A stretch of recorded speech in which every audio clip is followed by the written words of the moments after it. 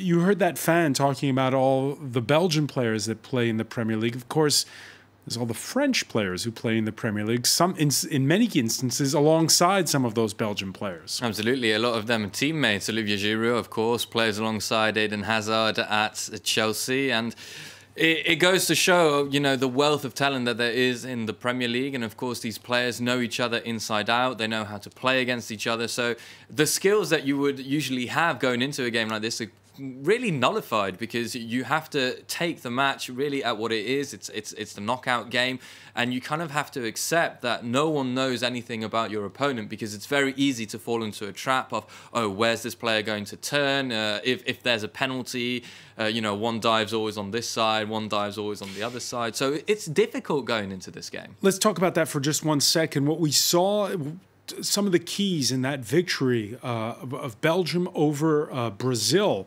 were that forward pair of Lukaku and Hazard giving all sorts of fits to the Brazilian defense. Do you think that the French will have a better luck at figuring them out?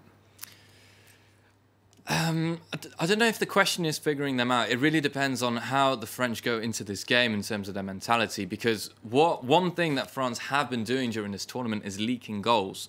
3 goals against an Argentinian side. They didn't last time around against Uruguay. No, not against Uruguay, but it was a Uruguay side who was under par, missing their best player, Edinson Cavani, with Luis Suarez having to do all the work of what you would call an attacking midfield, collecting the ball. In fact, one of the statistics from that game is Luis Suarez didn't touch the ball in the opposition box once, didn't even have a shot at goal in that match. For a striker of his caliber is impossible.